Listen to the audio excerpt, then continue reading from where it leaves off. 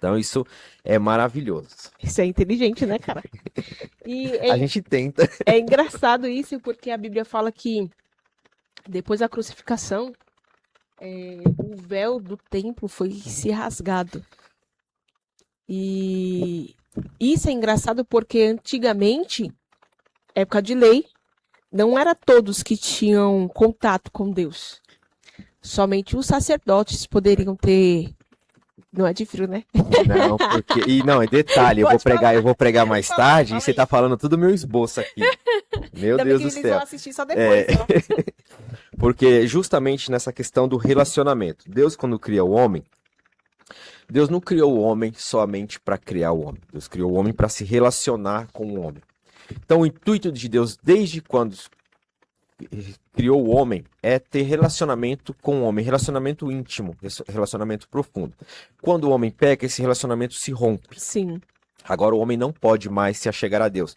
Porém, a rebeldia humana, a prepotência humana, ela sempre quer dar um jeitinho de se achegar a Deus. Por isso, esse tanto de religião que tem espalhada pelo mundo. Porque é sempre o homem tentando fazer algo para agradar uma divindade, para se achegar a uma divindade. A Torre de Babel, desde o começo do mundo, é um exemplo disso. Vamos fazer uma torre elevadas até os maus céus para a gente se achegar a Deus. Então, sempre o homem quer se achegar a Deus. Porém, Deus, ele é tão além, né? O próprio Deus vai dizer no livro de Jó 15:15 que nem os céus são puros aos teus olhos e nenhum dos seus anjos ele confia. Tamanha é a santidade e a glória de Deus e o espaço de diferença entre Deus e o homem, que o homem ainda assim quer se achegar a Deus de alguma forma, mas o homem por si só ele não pode, não consegue se achegar a Deus. Por isso a morte de Cristo, porque quem conectou o homem com Deus novamente, abriu o acesso, foi Cristo e a cruz de Cristo. Nessa questão do véu, quando ele é rasgado, é justamente isso que acontece. O véu estava ali bloqueando a entrada do lugar santíssimo ao Santo dos Santos. Somente os sacerdotes podiam passar por ali e uma vez por ano. E ainda assim, tinha que se fazer uma série de rituais para se purificar, amarrava uma cordinha na cintura com uma sineta, porque aí ele entrava e se alguém parou de fazer barulho, puxa que morreu. Ali já era. Então, o homem não podia se achegar de fato à presença de Deus. Quando Jesus morre, que o véu é rasgado, é Deus falando para a humanidade, agora sim está pago, mas não pelo que vocês fizeram. Não porque vocês são crentes, não porque vocês são pastores, não porque vocês são evangelistas, não porque vocês pregam, não porque vocês fazem, acontece, oram, roda, pula, sapateia, expulsa demônio, canta no coral, faz. Não! Vocês podem entrar agora, porque o meu filho Jesus morreu, está pago, tetelestai, está consumado. Então toda a dívida da humanidade em relação ao pecado não foi o diabo, foi Deus que puniu em Cristo essa dívida. A ira de Deus, quem bebeu o cálice da ira de Deus foi Cristo, ele bebeu todinho. Tanto é que quando ele está orando no Getsemane, ele diz, Pai, se possível, faça de mim esse cálice. Quando a Bíblia fala de cálice, ela não fala de como se fala de vinho que se remete à alegria. Mas cálice é dor, é sofrimento, é tribulação, é problema, é angústia.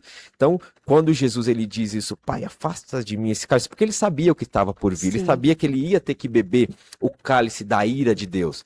E a ira de Deus, obviamente, não é como a nossa, que a gente se ira, se estressa, daqui a pouco faz besteira, volta, se arrepende e fala, meu, o que eu fiz? Pelo amor de Deus. Não, a ira de Deus ela é santa.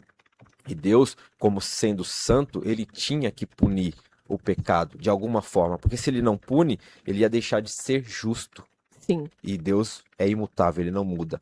Então, como que um Deus santo, justo, pode perdoar um pecador? Alguém teria que pagar a conta. Sim. E essa conta, quem pagou foi Cristo. Bebeu até a última gota do cálice do sofrimento, para que hoje nós pudéssemos ter acesso livremente à graça, à presença e à glória de Deus. Glória a Deus. E de brinde ainda deu o Espírito Santo para habitar em nós, hein? Ô, Raul, só tem uma pergunta aqui que alguém mandou. Quando foi que Deus, vou resumir aqui, quando foi que Deus viu a necessidade de enviar um Salvador para o povo?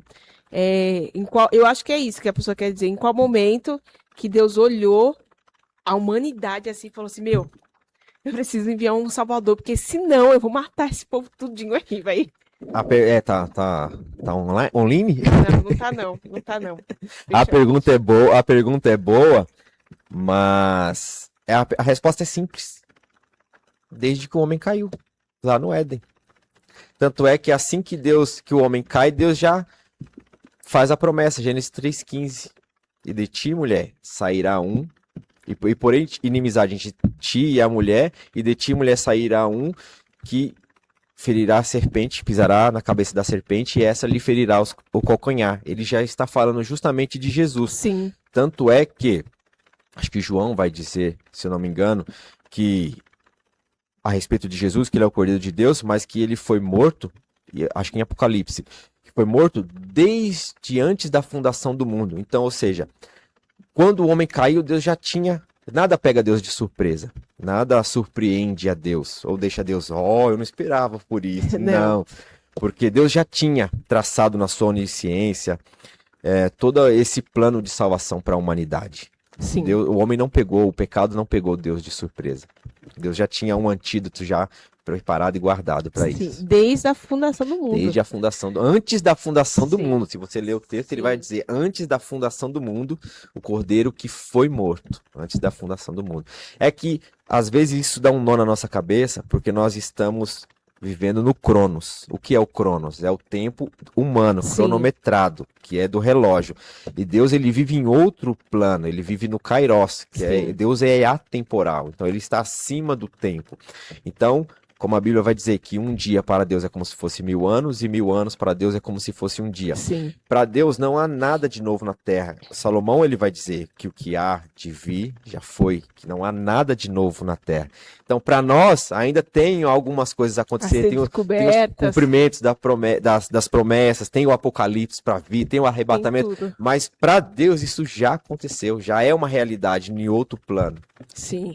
E a gente falando aqui sobre véu, sobre templo, uma coisa que eu gosto muito é Pedro. Pedro também é um dos meus personagens assim favoritos, porque eu olho para Pedro e eu falo, Fernanda, você, porque eu acho que Pedro é um dos discípulos mais difícil, assim, vamos pôr essa palavra, porque a Bíblia fala que ele é um cara ignorante, eu não digo ignorante de grosseria, eu digo ignorante por falta de conhecimento, né?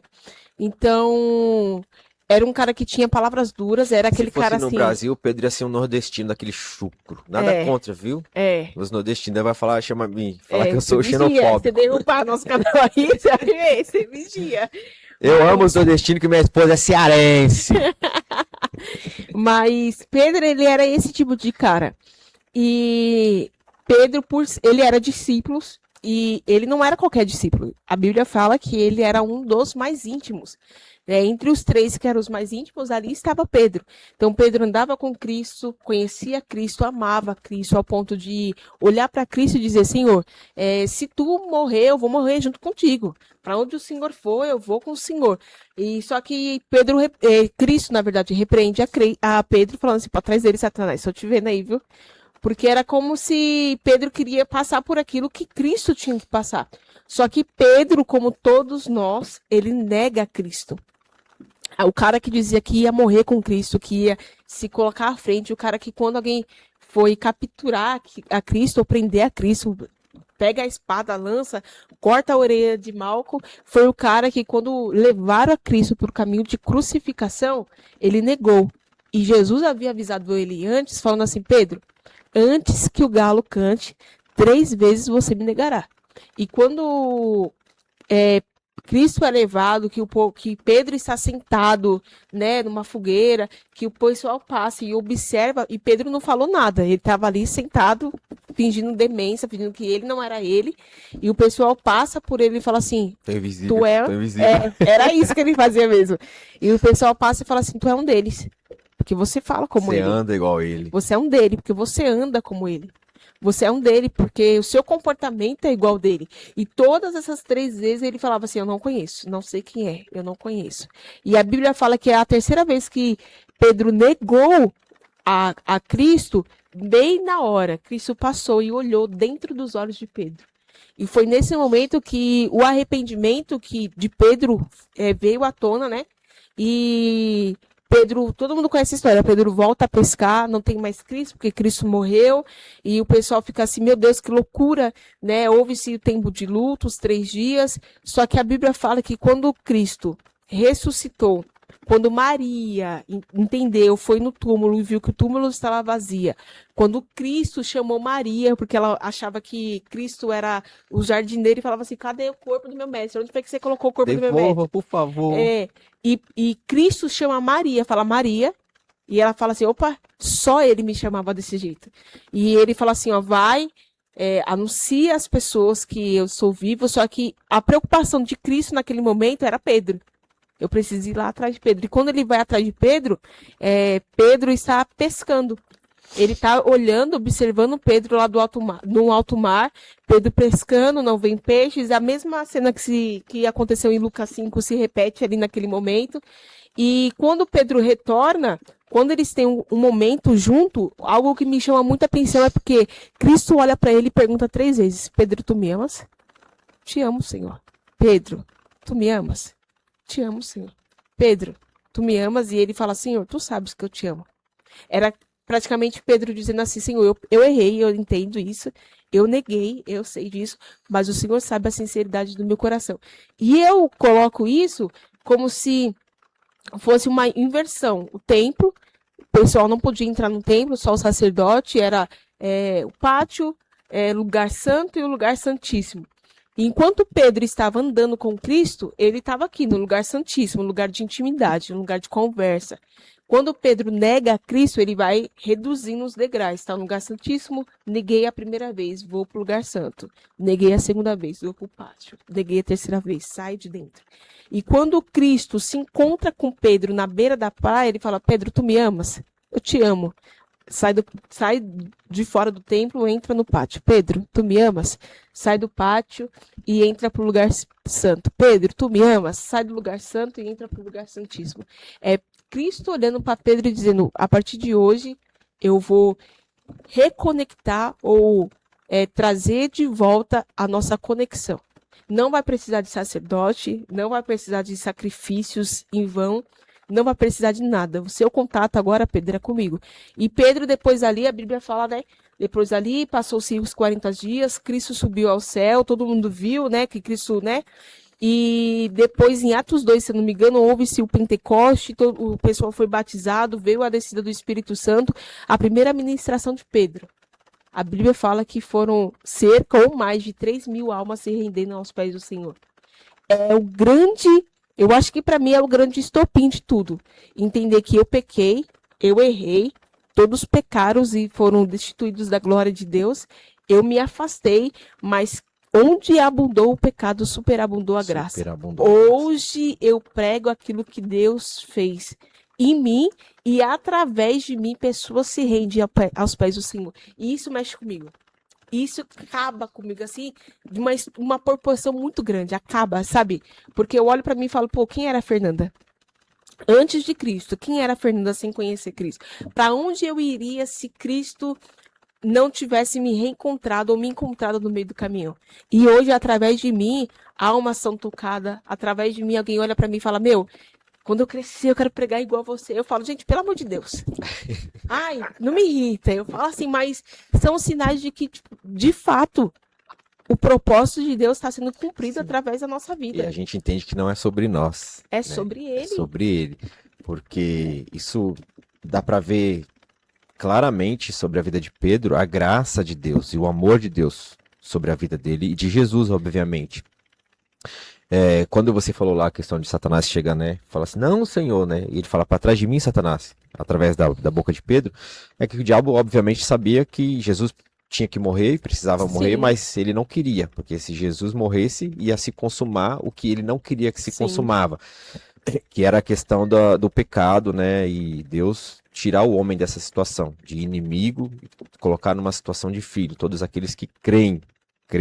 Então quer dizer que o povo fala por aí, eu sou filho de Deus. Nem Nem todos, todo mundo nem é filho de todos. Tem Deus. os filhos, tem os queridinhos Tem e tem as criaturas. as criaturas. Entendeu? Então, eu só sou filho de Deus a partir do momento que eu Que eu creio. creio, somente creio. Tá Porque certo. ele nos dá um espírito que clama Ah. Abba, Pai. E esse espírito testifica com o nosso espírito que nós somos filhos de Sim. Deus. Então, Aleluia. Se eu vivo uma vida toda errada, eu não sou filho de Deus. A árvore se conhece pelos frutos, Ah, né? então tá bom. Então, assim, não Então tem tá como bom. um pé de manga da goiaba. Entendeu? Não tem como um pé de maçã da melancia. Não tem. Não tem. Tá certo, Então, então. não que os frutos salvam, mas Não. a árvore se conhece pelos frutos. Sim. Mas voltando, quanto à relação de Pedro com Jesus nessa situação, fica bem claro o amor e a graça sobre a vida de Pedro, porque, e assim, eu acho que todos nós se identificamos, principalmente quem está no ministério, nós temos um grande estigma sobre a vida de ministros, né? Sim. Porque nós temos que estar, nós somos colocados, não que nós nos colocamos, pelo menos a grande maioria, mas somos colocados em um lugar de perfeição. Você não pode errar, você não Sim. pode falhar, você não pode ter momentos tristes, você não pode ter momento de dor, ou momentos que você fala, meu, hoje eu tô zoado, tô precisando não preciso de alguém, de orar por alguém, eu preciso que alguém ore por Sim. mim. Então Pedro, ele tá naquela situação, né? Ele tá andando com Jesus, fazendo e acontecendo, vendo os milagres, vendo mover, prega, eles voltam maravilhados porque os demônios se sujeitam e tal, eles voltam, Jesus, você não tá ligado o que aconteceu, os demônios foram expulsos. Jesus ainda fala, não, vocês têm que se alegrar porque o vosso nome tá escrito no livro da vida, isso aí é detalhe. Sim. Mas enfim, eles estão nesse lugar e daqui a pouco Pedro se vê diante de Jesus, ele nega. O cara que estava no ministério, um dos cabeças da igreja, né? Um dos caras que era ali o braço direito de Jesus, agora ele nega o próprio Cristo. E assim, a sociedade, se fosse nos dias de hoje, e não somente nos dias de hoje, mas em qualquer era, a sociedade não perdoa. Não. A sociedade, ela julga, ela aponta, ela condena. A sociedade condena. Para muitos, se fosse numa situação atual, contemporânea, Pedro estaria excomungado da igreja, Sim. né? Como tem numas igrejas aí dos nossos primos aí, seria excomungado. Nunca mais você bota o pé aqui, mas olha para você ver como o nosso Deus é um Deus de graça, um Deus de amor, um Deus de misericórdia.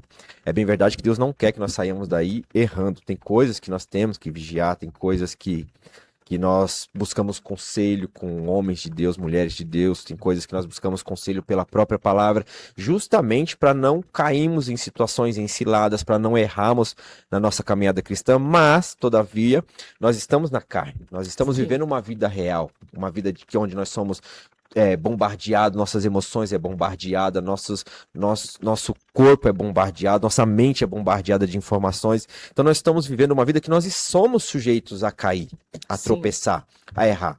Mas olha para você ver a misericórdia de Jesus quanto a Pedro e quanto a qualquer um de nós. Não que seja justificativa para nós sairmos errando por aí, mas Pedro nega 3 vezes e 3 vezes Jesus vem e justifica Pedro. Sim. Você negou 3 vezes, Pedro? Você errou 3 vezes? Pedro, tu me amas? Sim, eu te Sim. amo. Pedro, tu me amas? E detalhe, quando ele encontra com Pedro na beira da praia lá do rio, ele já tá com pão e peixe. Sim. E fala, Pedro, vai lá buscar lá. Pão e peixe. Tem alguma coisa para comer aí? Não, tem não. Então vem comer que aqui tem. Então assim, Deus ele sempre tem preparado para nós um renovo, uma Sim. segunda chance.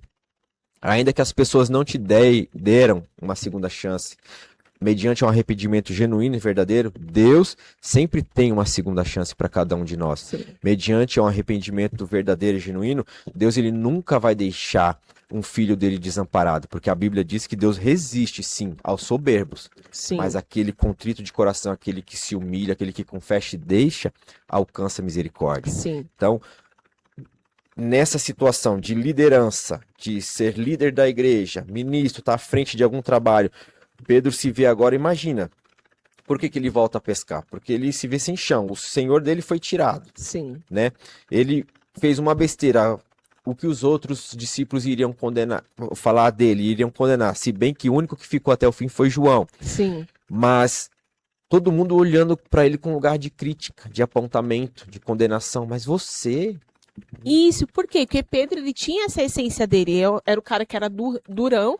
A partir do momento que você é um cara durão, você não deixa transparecer as suas dores. Então, Pedro era aquele cara que eu posso dizer assim, que ele era pau para toda obra. O que Cristo precisava dele, não. Sim. E se alguém errasse perto dele, o quê? Porque Pedro era sanguíneo, né? Tá doido? Então, quando você estuda a questão dos temperamentos, tem isso também. Pedro era sanguíneo, Sim. então dele era muito explosivo. Às vezes eu me identifico, que tem hora que eu olho. É verdade. Ai, Deus, Nossa, tem hora que eu assim. olho pra mim e eu falo assim, mano, não dá. Você tenta se controlar, mas quando você vê, você já. Tanto é que esse temperamento de Pedro, ele era tão terrível que quando Cristo, ele andava com ele, em um certo momento, Cristo olha para Pedro e fala, Pedro, quando tu se converteres, fortalece os seus irmãos. Ou seja, Pedro andava com Cristo, via as obras de Cristo, sabia quem era Cristo, o poderio de Cristo, mas não era convertido. Porque o temperamento dele falava bem mais alto do que aquilo que Deus queria ensinar para ele. E aí entra aquela questão de que também, né, mas numa linha teológica. Jesus ele ainda não tinha morrido. Sim. O Espírito Santo não tinha sido dado aos homens. Sim. Porque quem nos convence do erro, do pecado, do juízo, da justiça é o Espírito Santo. Sim, é o Espírito. Quem nos guia para um novo e vivo caminho, É o Espírito. andar em novidade de vida, é o Espírito Santo. Quem nos impulsiona para nos aproximarmos de Deus, nos relacionarmos com Deus, é o Espírito Santo. Nada vem por nós. Ah, eu tive uma ideia, vou fazer uma oração e um jejum. Não é você que está fazendo isso. É Deus, é o Espírito Santo te empurrando para perto de Deus, querendo alimentar essa nova natureza. Então, Jesus ainda não havia morrido e não havia o Espírito Santo habitando em nenhum dos discípulos. Então, isso era notório que Jesus falava para Pedro, né? Quando você se converter, porque ainda eu tenho uma obra para concluir. Eu ainda tenho, nós estamos aqui. A promessa foi lançada, nós estamos vivendo parte da promessa, mas não ainda o todo. Sim. Tanto é que ele vai falar várias vezes, eu vou morrer, precisa do Filho do Homem morrer, o Filho do Homem vai ser entregue, vão pegar, vão matá-lo, vão cuspi-lo, vão esbofeteá-lo, vão fazer e acontecer. E os discípulos assim... Ele tá falando do quê? Do que esse cara tá falando? Mas quando acontece, se cumpre tudo que Jesus diz, né? Aí sim eles entendem, era sobre isso. Porque a missão que Deus deu, no caso, para Jesus, teria que acontecer, ele tinha que morrer, não tinha outro jeito. E isso é interessante porque o que você falou é interessante, porque os discípulos ouviam isso da boca de Cristo. A todo momento, a toda oportunidade que Cristo tinha, ele dizia, o Filho do Homem precisa padecer pelos pecados, o Filho do Homem vai morrer, o Filho do Homem vai ser entregue. Só que parece que quando isso acontece, os discípulos esquecem disso, dessas palavras. Só que quem crucificou Jesus não esquece, ao ponto de os caras matar, crucificar, fazer tudo o que fez, perfurar sua costela, dar vinagre para ele beber. Quando colocaram ele dentro do sepulcro, fecharam-se com uma pedra, ainda colocaram 2 guardas do lado de fora, porque ele dizia assim, a fama que esse cara tem é que ele vai sair daí de dentro. Sim. Mas os discípulos esqueceram disso. Esqueceram, estavam tão mergulhados dentro de si mesmo, nas suas dores, nas suas preocupações, na sua incerteza da vida, o que será de nós? Sim. Imagina a Maria, às vezes tem aquele louvor, né? Da Maria lá, a terra estremecer, eu não sei cantar. Sim. Mas você sabe o louvor que eu tô falando, né? Se abriu, esse aí mesmo. Então, imagina a Maria, porque era uma pessoa que foi expulsa 7 demônios, que tinha uma vida de promiscuidade, prostituição, e agora ela se reencontra em Cristo. E ali, a partir daquele momento, ela respira Cristo. Sim. A Bíblia não fala muito sobre a questão das mulheres, mas a Bíblia deixa bem claro que quem sustentava o ministério de Jesus eram as mulheres. Por trás ali, elas auxiliando, elas fazendo algumas coisas e tal, elas sempre evangelizando. Então, as mulheres sempre esteve presentes no ministério de Jesus. Então, a vida de Maria respirava Cristo, era tudo Cristo, o meu Senhor, ele me redimiu, ele me enxergou de outra forma, ele não me olhou como os outros homens me olhavam, com desejo, querendo apenas o meu corpo, ele desejou a minha alma, ele me redimiu, ele me levantou. Aí, daqui a pouco, Jesus morre. Imagina, como que... Tenta se imaginar, Não dei o que como. vai ser de mim Eu ia agora? ficar, tipo assim, e agora, pra onde eu Sem vou? chão, o que eu vou fazer da minha vida? Se a minha vida era em torno dele, tudo dele. Sim, Então, eu acho que isso, né, a questão das emoções, deixou os discípulos meio aéreo, realmente, porque a vida deles começou a girar em torno de Cristo. E uma vez que Cristo é tirado, ficaram tipo barata tonta. O que vamos fazer? O que vamos sim. fazer? E enquanto quem matou a Cristo falou assim, não, deixa lá 2 guardas na frente, Deixa lá. porque o povo diz aí que ele vai morrer, mas vai ressuscitar. Então, pra não correr o risco dele sair daquela, deixa lá. E quando, na verdade, o povo chega pra encontrar, Maria chega pra, pelo menos, dar uma morte digna, né? Limpar o seu corpo, fazer Sim. alguma coisa, que ela chega, que ela vê o túmulo vazio, e ela fala, que loucura é essa? Aonde está Cristo? Sendo que, se a gente fosse parar para analisar e pegar o que Cristo estava ensinando desde o princípio, ela ia falar: ele ressuscitou. Ele não está mais aqui. Eu não preciso nem vê-lo, eu vou correr e falar: gente, se o corpo não está lá é porque Sim. o que está escrito se cumpriu. Ele ressuscitou. E a gente tem esse costume, porque tudo aquilo que Deus nos promete, ou Deus fala, você vai ser, ou eu vou fazer, através de você. O momento de dor apaga isso da nossa memória, parece. Sim. A gente deposita mais confiança no nosso sofrimento do que, de fato, na palavra de Deus ou nas promessas de Deus. Sim. Né? Tem a questão das emoções? Tem, né? Que elas ficam tão à flor da pele que elas falam mais... E às vezes a gente nem raciocina direito, Não, né? não Tanto é raciocina. que pessoas que têm problema com a questão da ira e tal, você explode e depois Ninguém que você vai segura mais. pensar, que você fala, nossa, o que eu fiz? Então, as emoções, ela é um perigo, né? Era um É. perigo. Graças a Deus que nós temos o Espírito Santo para nos dar autocontrole nos dias Sim. de hoje. Mas até então, nesse momento, não tinha o Espírito Santo. Então, imagina que barra que eles não passaram, né? Ficaram, de fato, desnorteados. Sim. Ao ponto de Pedro, quando Pedro ele teve, em um momento que ele andava com Cristo, antes, né, da morte, que Cristo multiplicasse os pães e os peixes, e o povo se espalha essa notícia de que Cristo fez isso, multiplicou pães e peixes, e o povo vai até onde Cristo estava, não por aquilo que Cristo era, mas por aquilo que Cristo fez. Opa, vou lá, vou atrás de pão, vou atrás de peixe, quero ver a multiplicação. Quando o povo chega até Cristo, Cristo começa a pregar uma palavra dura. Ele fala assim, já que vocês querem pão, eu sou o pão que desceu do céu. E ele começa a pregar uma palavra mais dura, não uma palavra de amor, uma palavra, ai, Deus vai... Não, uma palavra verdadeira, assim, dura. E os discípulos, porque não tinham só os 12, tinham mais discípulos, o povo começa a se dispensar. Vamos embora, que esse louco aí não multiplica nada. O Jesus hoje povo... tá de mau humor. Nossa, o que é isso, meu Não Deus? almoçou. E aí, ele olha para Pedro, ele fala, Pedro, o que é? Você quer ir junto? Pode ir. Pedro olha para ele e fala assim, para quem iremos nós? Tu tens a palavra de vida eterna. E isso é engraçado porque nós temos o costume de cantar para onde iremos nós, para onde iremos nós. E eu sei que, né, não tem nada a ver uma coisa com a outra, só que o que está escrito era para quem iremos nós. Se eu não me engano, é Evangelho de João, capítulo 6, versículo 68. Para quem iremos nós? Quando Pedro ele está dizendo isso, ele está dizendo assim, não importa o lugar que eu esteja, se o Senhor não estiver lá, eu me sinto perdido. E foi exatamente isso que aconteceu com os discípulos, independente do lugar. Cristo já não estava mais lá. Automaticamente, eles se sentiam perdidos. Para onde eu vou? Pedro falou assim, eu vou voltar a pescar. Eu entendo de mar, Sim, vou pro mar. É a única coisa que eu sei fazer. Cada um com seus problemas. Quem quiser vir comigo, vem. Quem não quiser, vai para onde tem que ir. E o segundo encontro que Cristo tem com Pedro foi da mesma forma que o primeiro. Tava no mar, não conseguiu apanhar peixe. Nada. Tava, tipo, além de estar todo machucado emocionalmente, ainda tava meio que... eu sabia isso, eu conseguia pescar, eu conhecia demais, e agora nem isso eu consigo fazer sem ele. E aí alguém fala assim, olha, Pedrão, lance a rede do lado direito.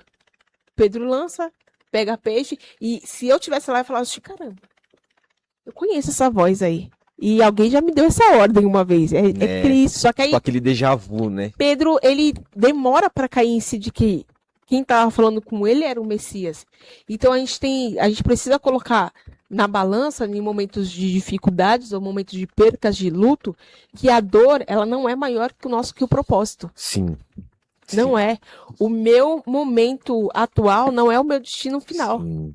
O que eu tô vivendo hoje não anula aquilo que Deus disse que eu iria viver. Sim, e aí as pessoas se perdem nisso, né? Porque nós, querendo ou não, nós somos muito visuais. Sim, Então a gente se apega muito ao que a gente vê, né? sim, E se nós não estamos vendo as coisas fluindo do jeito que queríamos, acontecendo do jeito que planejamos ou imaginamos, se desenrolando e desenvolvendo do jeito que planejamos, a gente já fica, opa, peraí. E aí já começa a bater o desespero. Não é isso, não é isso, não é isso. Só que isso não anula quem nós somos em Deus. O fato de você estar passando um problema, uma dificuldade, seja ela qual área for, não te faz menos filho de Deus, não te faz menos amado por Deus. Muito pelo contrário, o Senhor está lá. Nos sim, momentos bons, mas também nos momentos ruins. É uma promessa de Deus para nossas vidas. Estarei contigo todos os dias até a consumação dos séculos. Então Deus está conosco passando por esses momentos de dificuldade. sim. Então, às vezes, nós olhamos realmente mais para nosso problema, mais para nossa dor, mais para nossa situação do que para o tamanho do nosso Deus ou para o grande amor que ele tem para Sim. conosco. Sendo que, voltando no começo que nós estávamos falando de deserto, Deus às vezes usa esses desertos das nossas vidas para nos moldar. Às Sim. vezes eu aprendi a me perguntar o que Deus está querendo me ensinar com isso, com essa situação. Porque se eu estou passando por alguma coisa que está desconfortável, ou que não estou gostando, eu antes de, né, pensar coisas e coisas, eu começo a me perguntar, o que o Senhor quer me ensinar com isso? O que isso vai me melhorar? O que Sim. isso vai me aperfeiçoar? Porque aí você começa a enxergar de uma outra visão. Um E outro tirar ângulo. proveito, que aí entra uma grande sacada também. Tirar proveito das situações. Porque tempo ruim ele vem na vida de qualquer ser humano.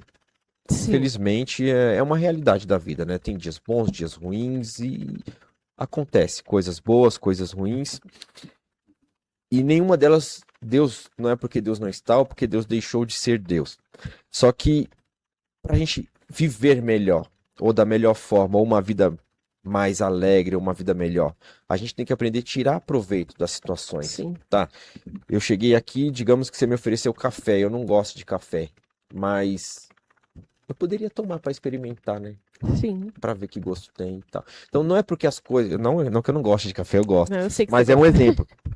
Mas às vezes as coisas não estão do jeito que queríamos, mas o que eu posso tirar de proveito nisso? O que eu posso tirar de bom nisso? Às vezes eu estou numa empresa, a empresa me mudou de horário. Eu não queria mudar de horário, mas o que eu posso tirar de proveito? O que eu posso fazer nesse horário que eu vou ter ou que vai ficar vago na minha agenda? O quê?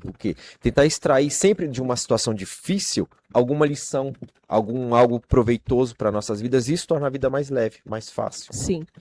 E voltando aqui ao assunto que você falou sobre Pedro, que eu não me recordo, já minha memória é bem ruim. A gente finalizou a questão de Pedro não expor as suas fraquezas, porque Pedro era o cara o pau-pato da obra. E a gente entende também que dependendo da posição que nós temos, por exemplo, hoje eu sou obreira de altar. Você chega aqui no culto, você não me vê na nave da igreja, você me vê dando suporte pro altar. Só que eu já fui a moça da porta, já fui a sonoplasta, já fui a moça que servia água para os irmãos do culto, já fui a moça que passava com a salva, já fui aquela que só limpava a igreja, então, e hoje eu tô lá.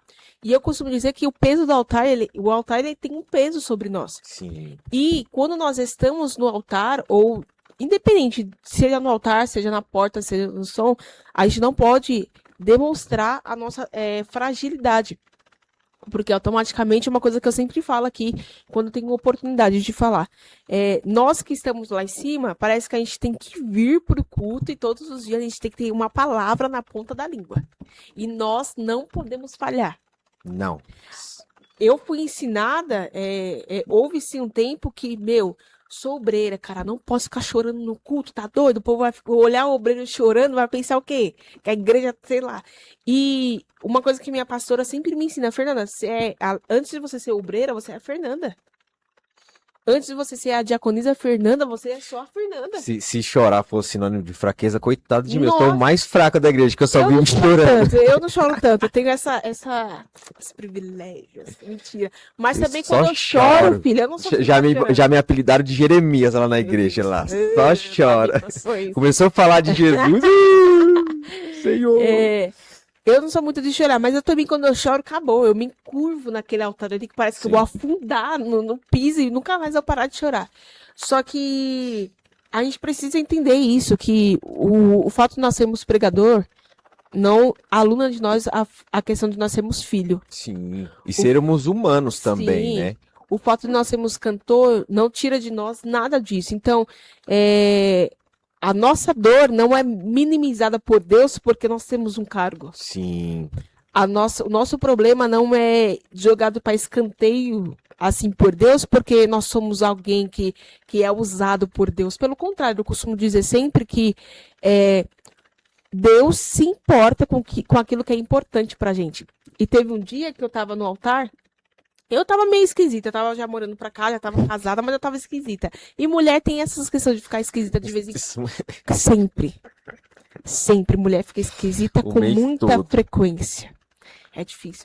E eu lembro que foi numa sexta-feira e lá em casa a gente tem costume de na sexta-feira eu e meu marido tem o nosso momento de date. Então, se você marcar compromisso com a gente, só se for tipo assim, um compromisso que não tem como mudar o dia, que aí nós vamos, mas sexta-feira é nosso. É nosso dia a gente, sei lá, pedir um lanche, fazer alguma coisa, ficar junto, assistir um filme, é nosso. E naquele dia, não sei o que aconteceu, mas as coisas saíram do percurso. Meu marido foi jogar o videogame dele e eu fiquei na cama só que eu tava muito abatida aquele dia. Só que eu não sou de falar que eu tava abatida. Teve casos aqui, a gente tem uma mini vigília aqui, né? Uhum. Eu cheguei de uma mini vigília totalmente destruída e eu não tive força pra orar aqui. Eu sentei e eu só chorava. Alguém olhou pra mim e falou assim: Fernanda, você tá doente?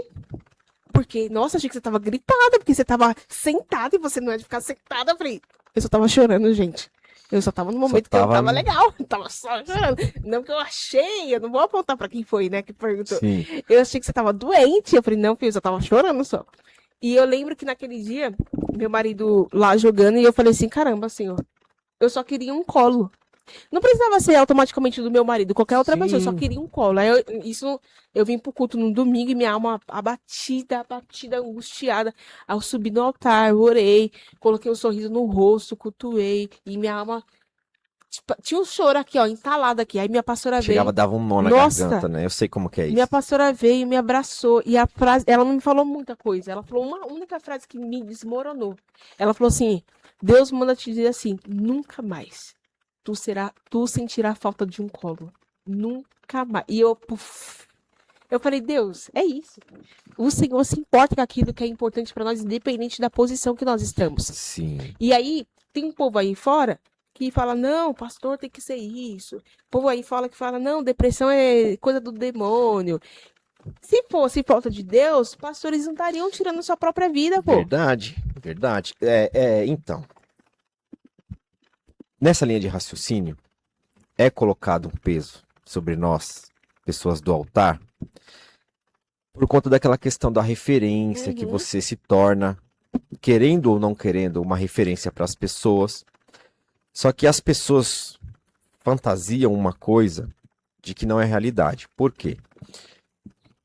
Nós somos filhos de Deus, todos nós que cremos em Cristo. Nós estamos inseridos no corpo, que é a igreja. E somos seres humanos como qualquer outro. Temos as nossas dores, temos as nossas aflições, as nossas dificuldades do dia a dia, nossos problemas familiares. Todo mundo passa por algum tipo de situação.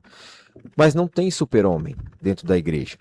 E esses dias, se isso se demonstrar um problema, então eu tô com um sério problema, porque eu sou uma pessoa muito verdadeira.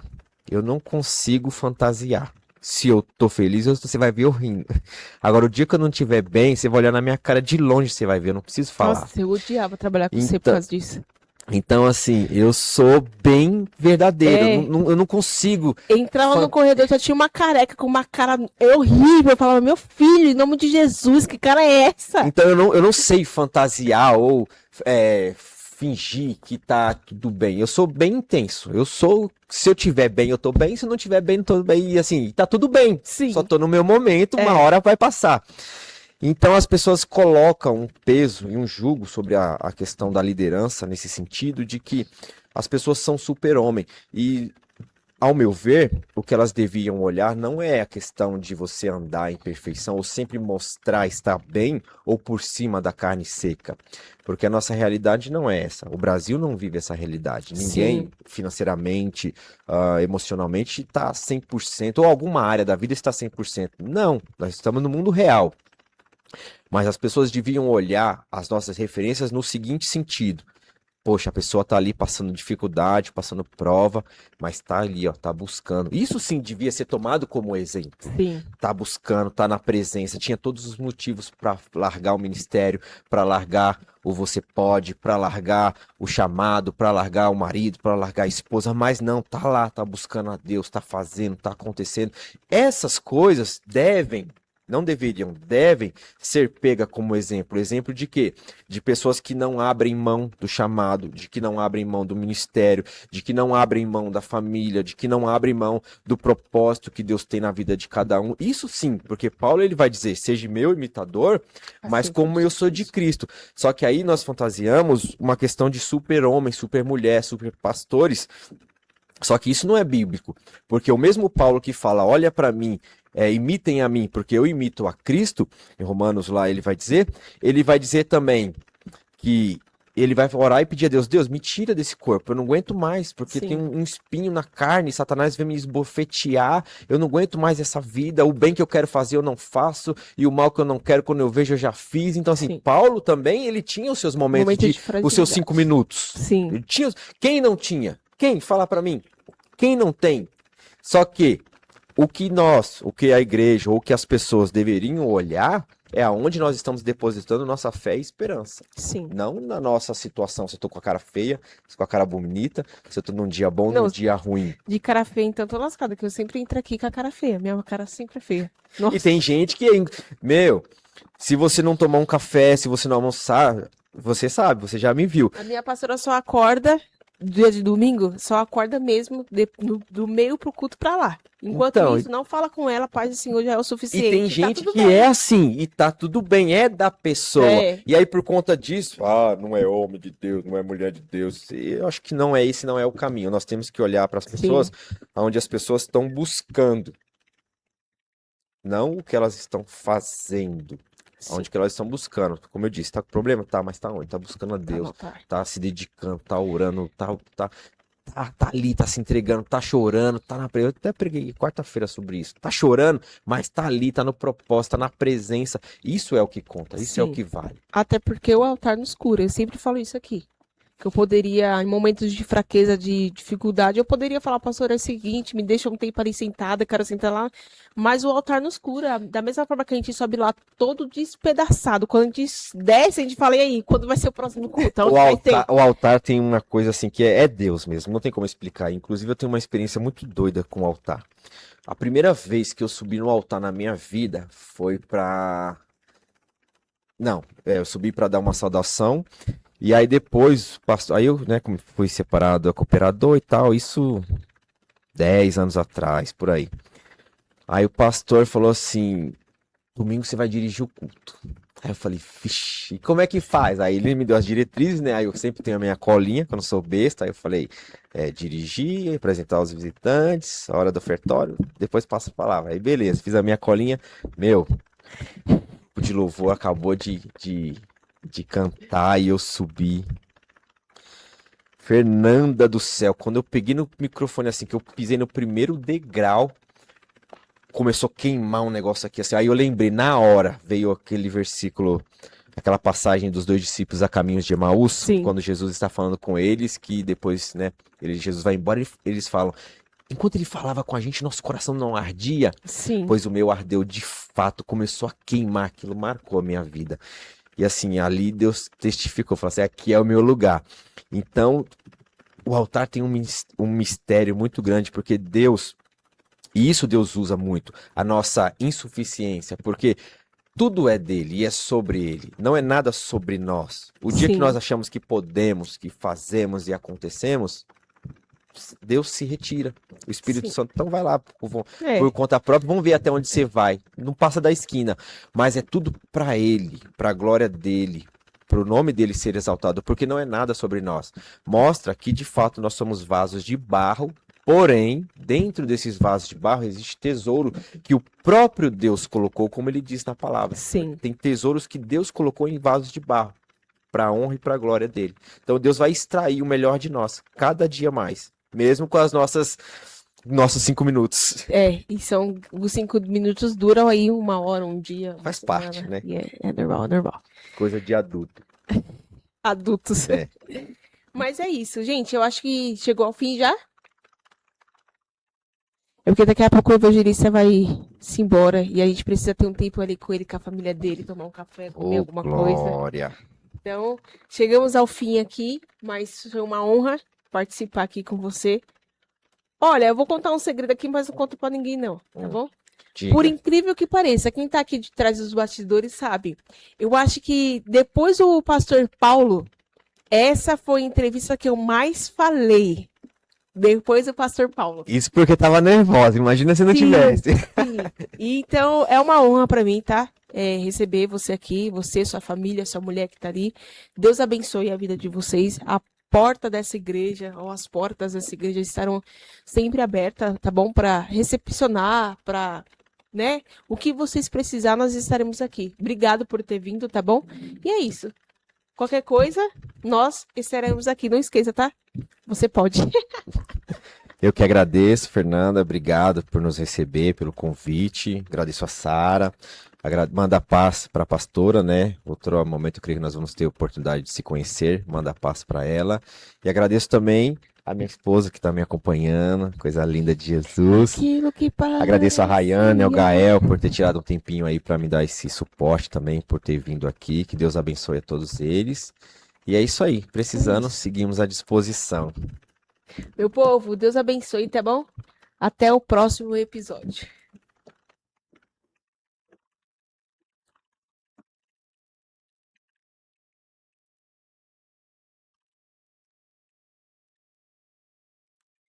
Estamos aqui dando uma pausa no nosso bate-papo só para te apresentar um trabalho incrível. Ele é escritor, ele é palestrante e ele é cerimonialista. Mestre de cerimônia. Isso. Então ele está aqui para apresentar o trabalho dele que Deus colocou no coração dele. Na verdade, acaba de sair do forno este livro, Movimento. E o que é o movimento? Movimento, ele é um conceito de uma fé inteligente. Todo ser humano, ele é dotado de fé, independente do segmento religioso. Se você acorda de manhã, você vai trabalhar, você vê que o tempo está nublado, você faz o quê? Você volta, pega o guarda-chuva porque você acredita que vai chover. Sim. Ou seja, você creu e se moveu em prol daquilo que você acredita. Então esse conceito trabalha mais ou menos isso, uma fé inteligente que te coloca em rota de ação. Se a nossa fé ela não nos move, ela não nos coloca em rota de ação, ela é uma fé vã e inútil.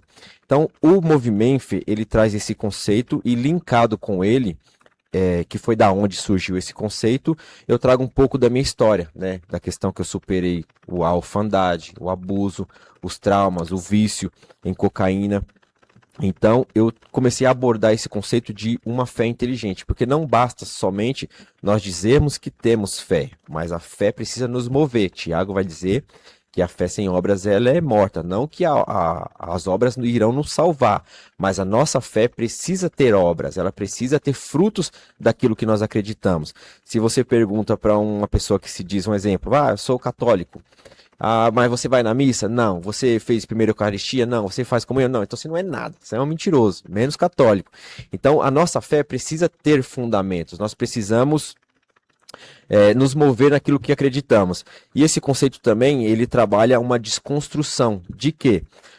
Das crenças limitantes, que puxa um pouco para o lado da questão da inteligência emocional. Você desconstrói crenças limitantes, que foram muitas que nós aprendemos na vida. Você não pode, você não consegue, você não é capaz, e você faz essa desconstrução e constrói novamente baseado nos fundamentos e princípios bíblicos, né? Ou seja, é inerrável, inerrante, né? Não tem como dar errado. Sim. Então este é o movimento. Nós temos 2 livros prontos aí, se Deus quiser, em breve vai sair, que é o Derrubando Gigantes, o Movimento O Conceito, e esse aqui é o Movimento Little Book, que ele é um livreto que vai trazer esse preâmbulo desse conceito para que a gente consiga aí futuramente levantar fundos e colocar esses outros para rodar em nome de Jesus. Esse aqui eu trouxe para você, Fernanda. Aê, glória a Deus. Robson, deixa aí pra gente o seu Instagram, o trabalho que você tem no YouTube, suas redes sociais para que as pessoas possam, né, te Sim. seguir e te acompanhar também. Certo. Você quer me achar, você vai lá no Instagram, Robson com I, Robson Corre, não tem o A, porque não coube, não é por nada, que as pessoas acham que é Robson Vida Louca, não, é porque não coube o A. Então é Robson com I, Robson Correr, e no Instagram, YouTube é @movimenfe, e temos também o nosso site www.movimenfe.com.br. Lá você vai ter todas as informações a meu respeito, precisando de alguma palestra, alguma cerimônia, for casar, algum aniversário, alguma coisa, a gente segue à disposição aí para fazer esse momento inesquecível. Amém. Deus abençoe a todos e até a próxima. Estamos aqui dando uma pausa no nosso bate-papo só para te apresentar um trabalho incrível. Ele é escritor, ele é palestrante e ele é cerimonialista. Mestre de cerimônia. Isso. Então ele está aqui para apresentar o trabalho dele que Deus colocou no coração dele. Na verdade, acaba de sair do forno este livro, Movimenfe. E o que é o Movimenfe? Movimenfe, ele é um conceito de uma fé inteligente. Todo ser humano, ele é dotado de fé, independente do segmento religioso. Se você acorda de manhã, você vai trabalhar, você vê que o tempo está nublado, você faz o quê? Você volta, pega o guarda-chuva porque você acredita que vai chover. Sim. Ou seja, você creu e se moveu em prol daquilo que você acredita. Então esse conceito trabalha mais ou menos isso, uma fé inteligente que te coloca em rota de ação.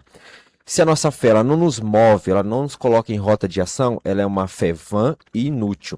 Então, o Movimenfe, ele traz esse conceito e linkado com ele, que foi da onde surgiu esse conceito, eu trago um pouco da minha história, né? Da questão que eu superei a orfandade, o abuso, os traumas, o vício em cocaína.